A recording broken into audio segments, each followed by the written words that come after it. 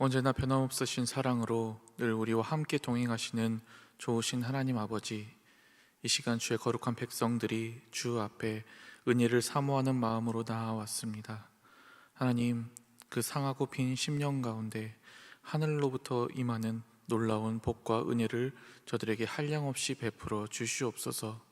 주님께서 주시는 그 힘과 능력으로 오늘 하루도 믿음으로 승리하게 인도하여 주시옵소서. 감사드리며 우리 주 예수 그리스도의 이름으로 기도드립니다. 아멘. 다 함께 찬송가 14장 함께 찬양하겠습니다.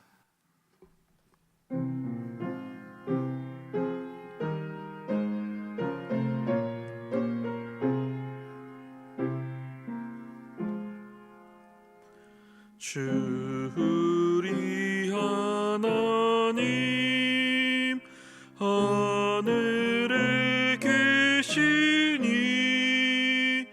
온 천하 만민 주 앞에 찬송하네. 이 천지 만물도 주 앞에 엎드려 그 거룩하신 이름을 늘 높이네. 주 언약하신 것 끝까지 지키니 저 하늘 나라 향하여 곧 가리라. 주 얼굴 배울 때 내 맘이 기쁘고 영원히 주의 영광을 찬양하리. 왕의 왕 되신 주 하늘에 계시니 이 세상 죄악 이기신 구주 예수. 저 천군 천사들 주옹이하고서 무성도 함께 영원히 늘 섬기네.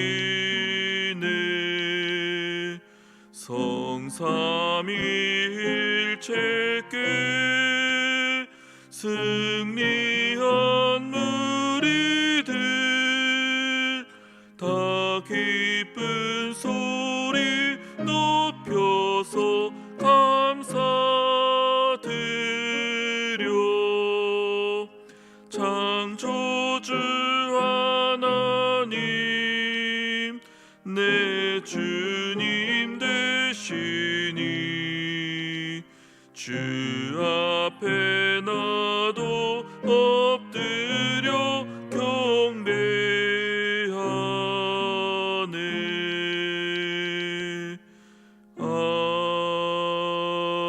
아멘.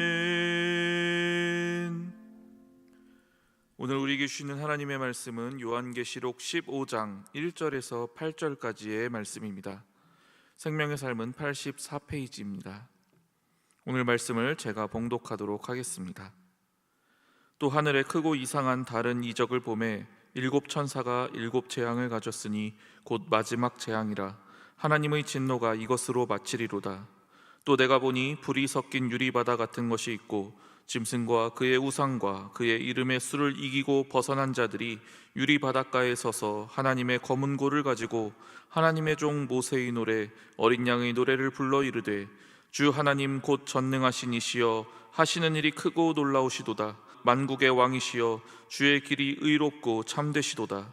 주여 누가 주의 이름을 두려워하지 아니하며 영화롭게 하지 아니하오리이까. 오직 주만 거룩하시니이다. 주의 의로우신 일이 나타났음에 만국이 와서 주께 경배하리이다 하더라. 또 이 일 후에 내가 보니 하늘의 증거 장막의 성전이 열리며 일곱 재앙을 가진 일곱 천사가 성전으로부터 나와 맑고 빛난 세마포 옷을 입고 가슴에 금띠를 띠고 네 생물 중의 하나가 영원토록 살아계신 하나님의 진노를 가득히 담은 금대접 일곱을 그 일곱 천사들에게 주니 하나님의 영광과 능력으로 말미암아 성전에 연기가 가득 차매 일곱 천사의 일곱 재앙이 마치기까지는 성전에 능히 들어갈 자가 없더라. 이 말씀은 살아계신 하나님의 말씀입니다. 아멘. 지금껏 살펴본 요한계시록은 크게 중심 줄거리 그리고 이 줄거리 사이에 간간히 들어가는 삽입 이야기로 구성되어 있었습니다. 이 두 개의 이야기의 흐름이 바로 오늘 본문에서 드디어 하나로 합쳐져 흐르게 됩니다. 그래서 오늘 본문을 좀 더 정확히 이해하려면 이 두 개의 이야기가 어떤 식으로 합쳐지고 있는지를 좀 더 살펴볼 필요가 있습니다. 요한계시록의 이 두 가지 흐름이 합쳐지는 방식은 마치 누가복음과 사도행전의 연결과 비슷합니다. 누가복음 마지막 장에는 부활하신 주님과 제자들의 만남이 등장하고요, 성령 강림 사건에 대한 예고가 등장하면서 누가복음의 책이 맞춰지게 됩니다. 그리고 새롭게 시작되는 사도행전 1장은 부활하신 주님과의 만남을 조금 다른 형태로 그리고 있고, 또 그러면서도 이 두 이야기가 서로 분리되지 않고 자연스럽게 흘러가는 것을 알 수 있습니다. 이와 비슷한 방식으로 오늘 본문에서도 이 두 가지의 이야기가 함께 하나로 결합됩니다. 저자는 두 가지 이야기 중 하나인 삽입 이야기의 마지막 부분을 어제 본문에서 이 종말 심판을 예고하는 모습으로 그렸는데요, 이로 인해 우리는 지금 이제 종말의 때에 관심이 집중되어 있는 상태입니다. 이 상황에서 저자는 오늘 본문 1절 말씀을 통해 마지막 일곱 대접 재앙을 시행할 일곱 천사의 모습을 묘사하면서 다시금 이제 커다란 그 중심 줄거리의 이야기로 나아가게 합니다. 그러나 여기서 곧바로 줄거리인 일곱 대접 심판이 바로 진행되게 하지는 않고요, 여기에서 특수한 장면 하나를 삽입합니다. 이 장면에 나타나는 사람들이 있습니다. 이 사람들은 지금껏 우리가 보아왔던 그 몇몇 중간중간에 들어갔던 삽입 이야기의 중심인물입니다. 이들은 12장에서부터 등장했습니다. 12장에서 용이 나타나 여자를 죽이려고 했습니다. 그러나 결국 그 여자를 죽이지 못하자 용은 그 대신 그 여자의 자손들과 싸우려고 합니다.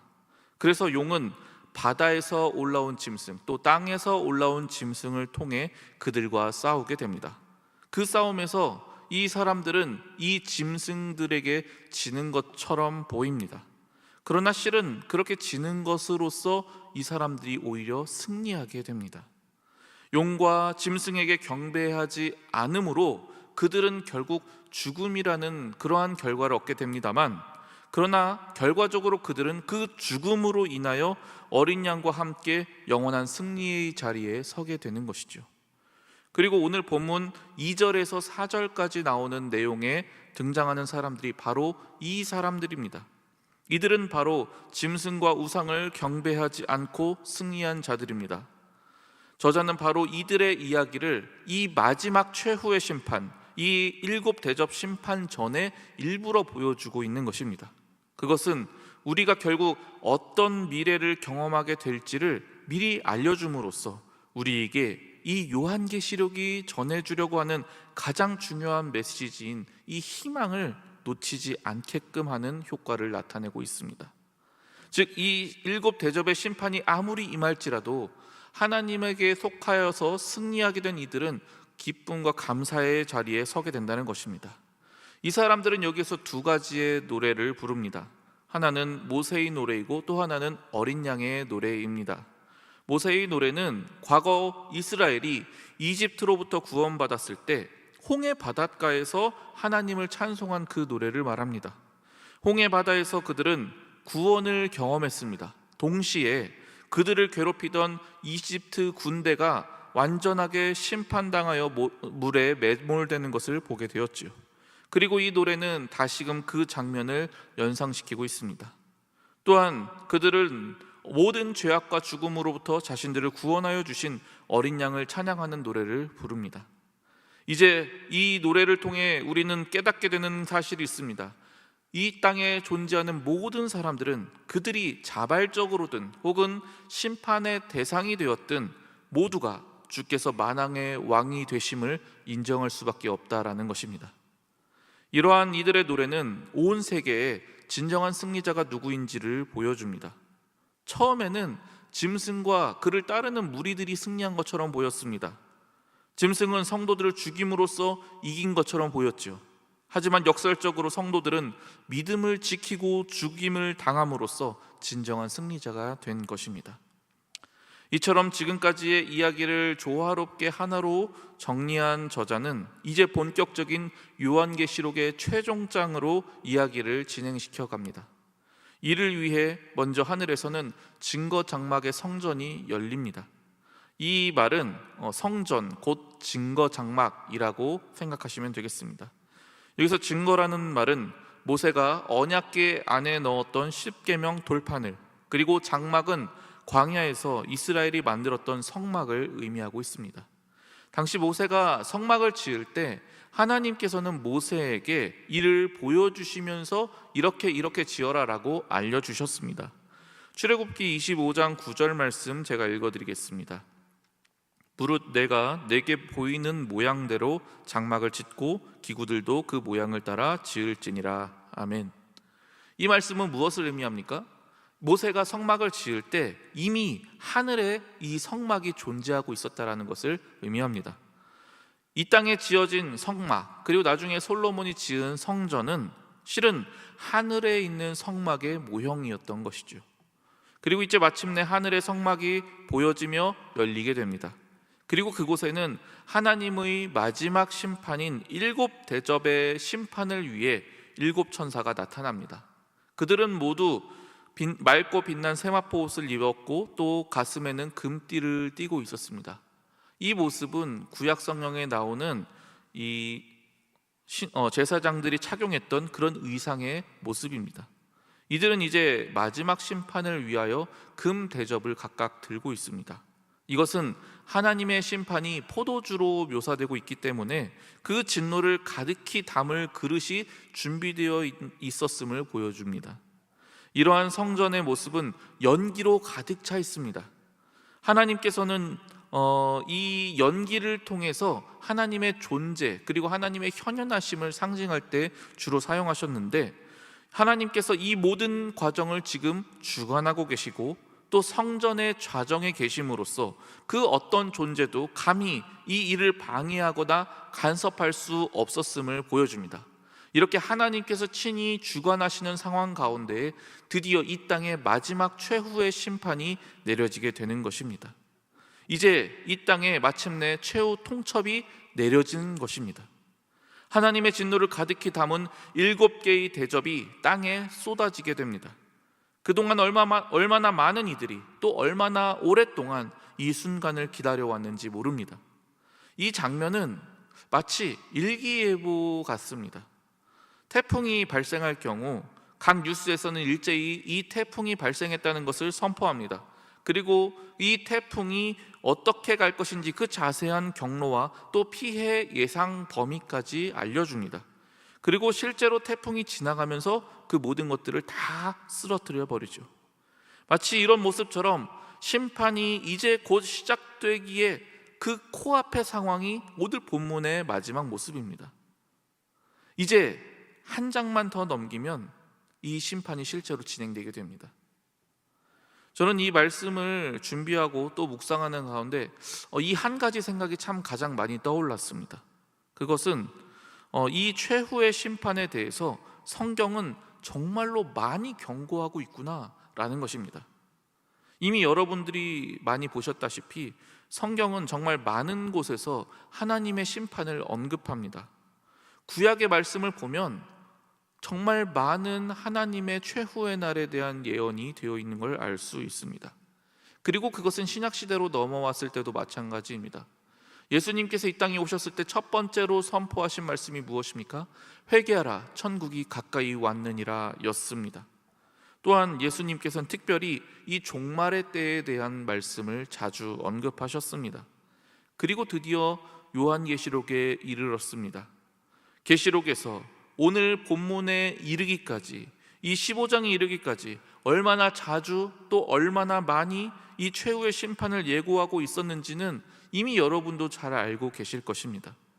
그리고 이제 드디어 이 최후의 심판이 시작되기 직전에 이르렀습니다. 아까 말씀드린 것처럼 이제 16장으로 한 장만 넘어가면 하나님의 진노가 부어지게 됩니다.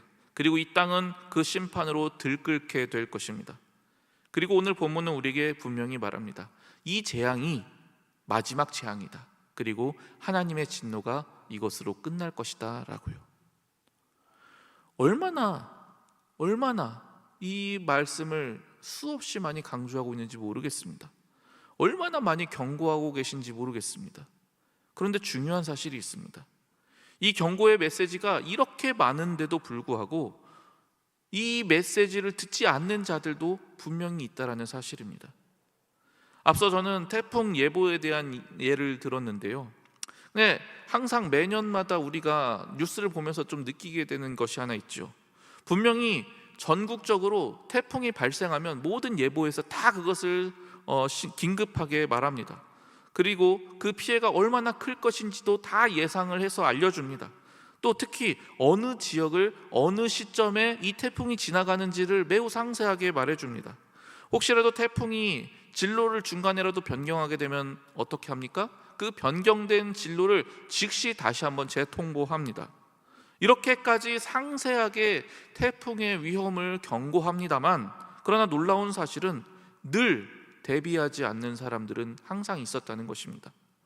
어느 위험 지역에 언제 태풍이 온다고 알려주는데도 불구하고 위험한 물건을 그냥 방치해 두는 경우들도 있고, 또 대비를 하지 못해서 더 큰 피해를 입는 상황들은 언제나 매번 발생합니다. 여러분, 이것이 태풍의 이야기만 그렇습니까? 학교에서 시험을 보는 학생들도 마찬가지입니다. 학교에서는 항상 언제 또 어떻게 시험 범위가 이렇다라는 식으로 시험을 미리 예고합니다. 그럼에도 불구하고 모든 학생들이 다 좋은 결과를 얻는 것은 아닙니다.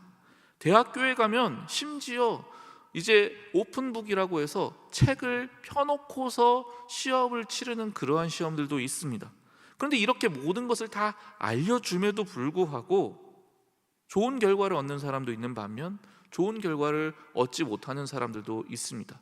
그 차이가 무엇 때문에 발생하겠습니까? 바로 대비하느냐 대비하지 않느냐에 달려 있습니다. 사랑하는 성도 여러분, 왜 성경은 이렇게까지 우리에게 자주 그리고 자세히 경고합니까?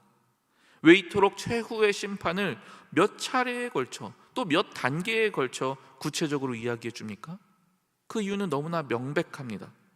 우리 주님께서는 이 심판이 너무나 중요하기 때문에 아직 여전히 우리에게 기회가 있는 바로 이 시점에 우리가 이 일을 대비하길 원하시기 때문입니다. 누가복음 21장 36절 말씀은 이렇게 말합니다. 이러므로 너희는 장차 올 이 모든 일을 능히 피하고 인자 앞에 서도록 항상 기도하며 깨어 있으라 하시니라. 아멘. 또 누가복음 12장 37절은 이렇게 말하고 있습니다. 주인이 와서 깨어 있는 것을 보면 그 종들은 복이 있으리로다. 내가 진실로 너희에게 이르노니 주인이 띠를 띠고 그 종들을 자리에 앉히고 나와 수종 들리라. 아멘. 이 사복음서에서만 깨어 있으라라는 직접적인 표현이 무려 11번이나 등장합니다.